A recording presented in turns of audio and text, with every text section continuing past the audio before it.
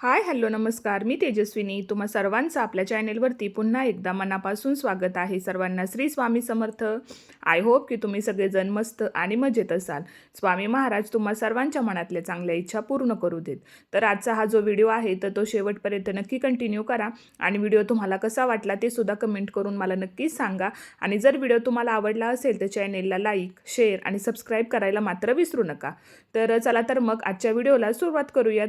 तर सुंदर दिवसाची सुंदर अशी सुरुवात झालेली आहे आणि आज पावसाने थोडीशी विश्रांती दिलेली आहे. नाहीतर आमच्या इकडे ना कंटिन्यू पाऊस जो आहे ना तर तो सुरू होता आणि 1-2 दिवस झालं पाऊस जो आहे ना तर तो कमी प्रमाणात येत आहे किंवा नाही येत असं म्हटलं तरी सुद्धा चालेल.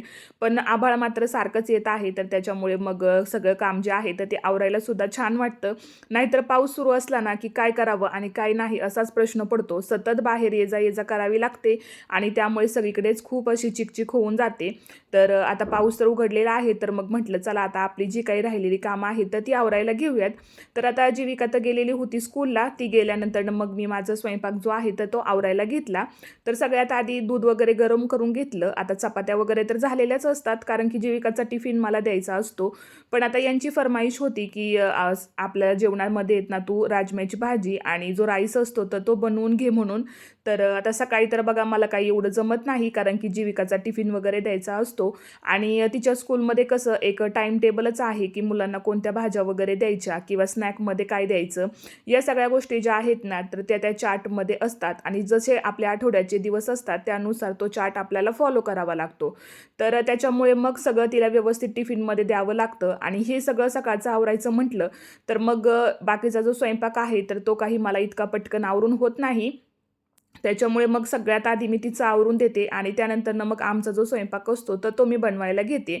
आता मुलं स्कूलला निघाली की आत्ताच्या शाळांमध्ये एवढे रूल्स आहेत ना की काही विचारायलाच नको. म्हणजे प्रत्येक गोष्टीत मुलांना सगळ्या गोष्टी ज्या आहेत ना तर त्या आपल्याला अवेलेबल करून द्याव्या लागतात.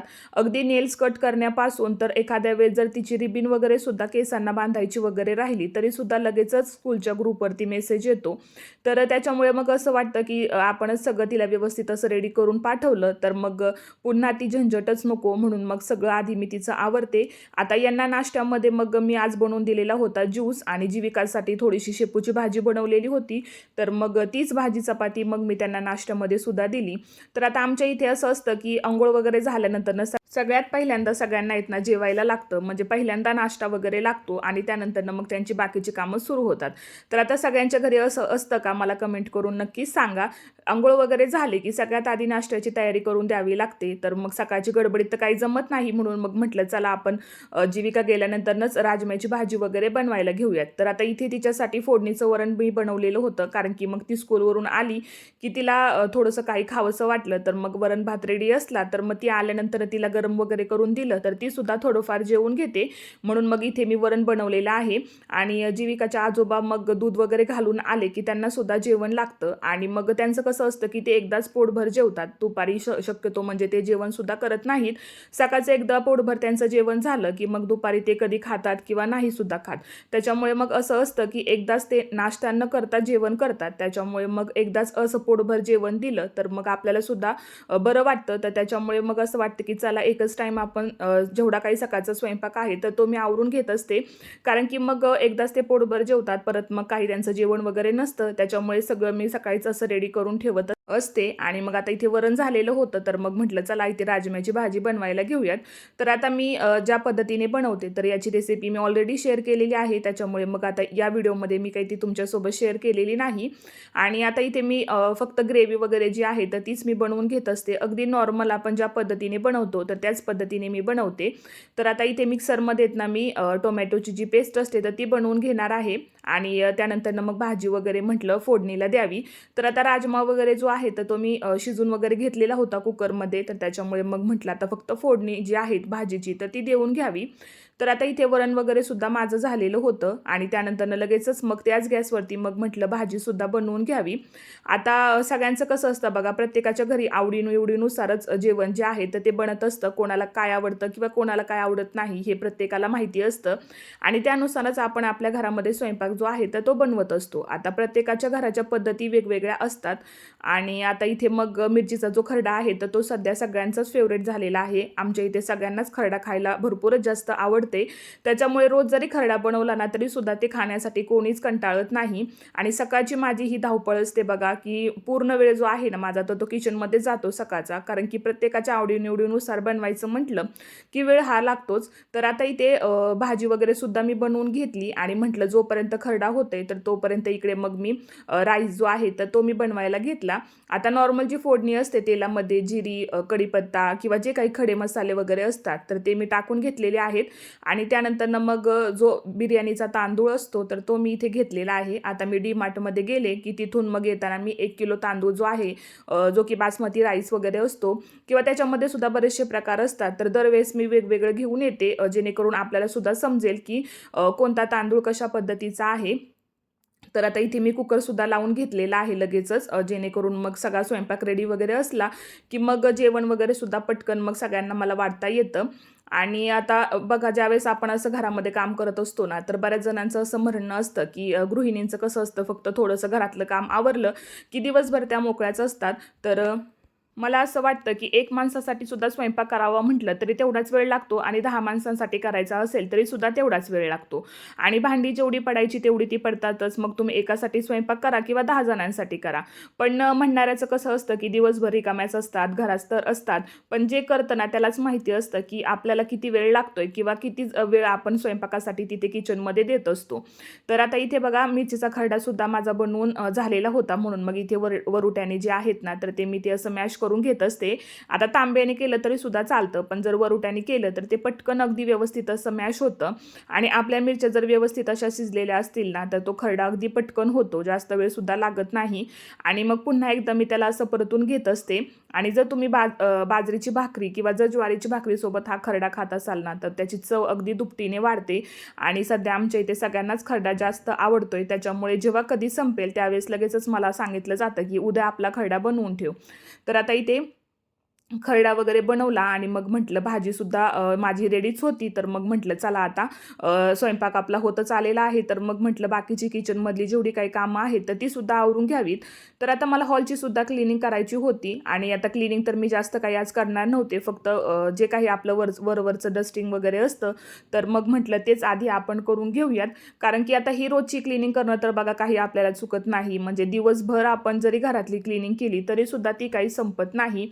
पण ही वरवरची क्लिनिंग करणं हे आपलं रोजचंच काम असतं. आणि रोजची कामं रोजच्या रोज झाली तर मग दुसऱ्या दिवशीचं जे एक्स्ट्राचं काम असतं ना तर ते आपलं करायचं वाचतं.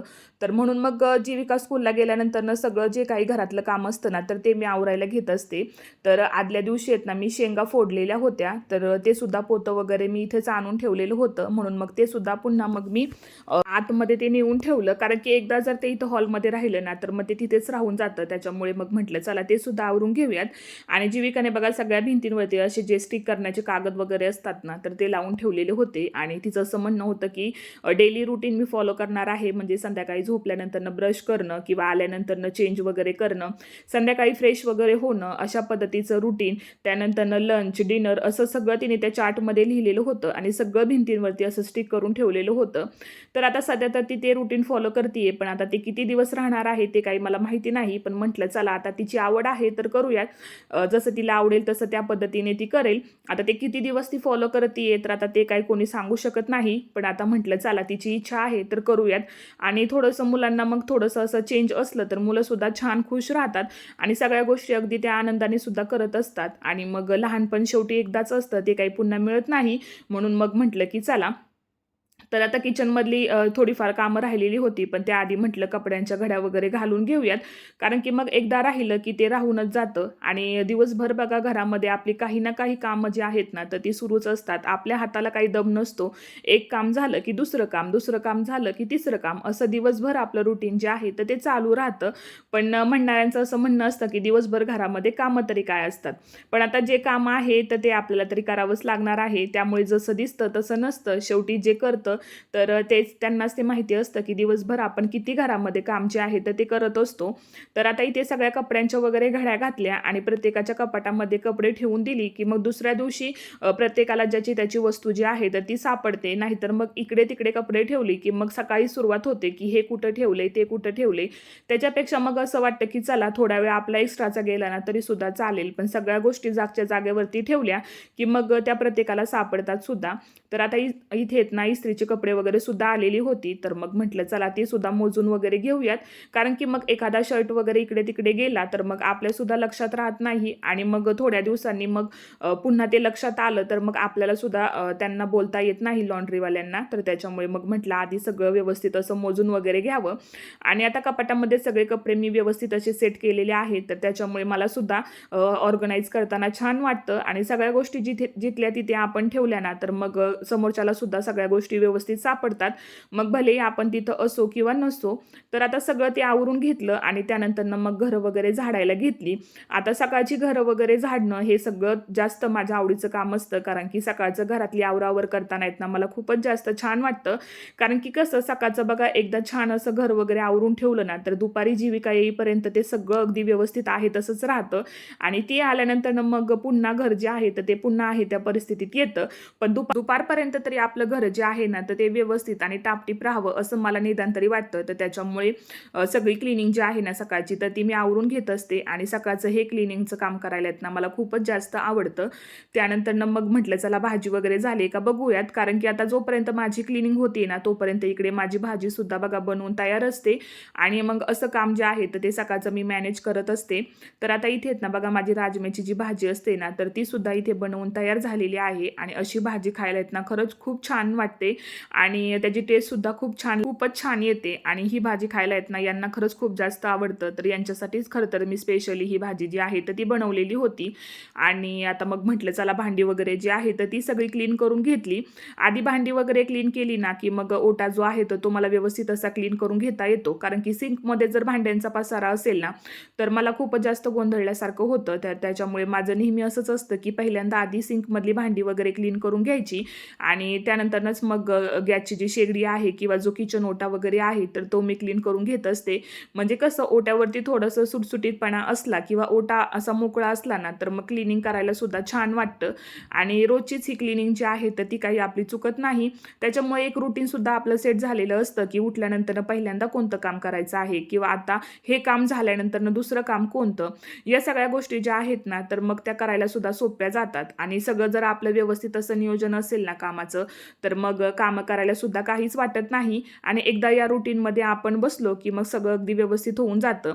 आता संध्याकाळी येत ना मला करायचं होतं कन्यापूजन आणि आता आमच्या इथे तर बघा काही मुली वगैरे नाही आहेत, कारण की शेजारी काही फारशी एवढी लोकं नाही आहेत. त्याच्यामुळे मग फक्त जीविकाचंच मी कन्यापूजन जे आहे तर ते करत असते आणि इथेच ना तिचं चाललेलं होतं थोडंसं रील्स वगैरे शूट करणं. तर मग आता इथे तिने थोडंसं स्वतःच्या ज्या काही आयडियाज आहेत त्यानुसार तिने इथे थोडंसं म्युझिक वगैरे लावून डान्स वगैरे केला, तर तेच थोडंसं मी शूट केलं. त्यानंतर मग इथे तिची जी पूजा वगैरे असते तर ती मी करायला घेतली आणि इथे तिचं चाललेलं होतं की तू मला गिफ्ट वगैरे काय देणार. आता जवळ तर काही दुकान वगैरे नाही की तिथे जाऊन लगेच घेऊन येता येईल, म्हणून मग मी तिला सांगत होते की ठीक आहे मी तुला गिफ्ट वगैरे देते, तर आधी ओवाळून वगैरे घेते आणि संध्याकाळी मग तू जाऊन ते गिफ्ट वगैरे घेऊन ये. तर आता संध्याकाळी मग तिच्या आजीसोबत जाऊन ती गिफ्टसुद्धा घेऊन आलेली होती आणि मग ते तुम्हाला मी पुढे दाखवणारच आहे की काय तिने घेतलेलं होतं. पण त्याआधी म्हटलं चल तुझं पायापूजन वगैरे करून घेऊयात.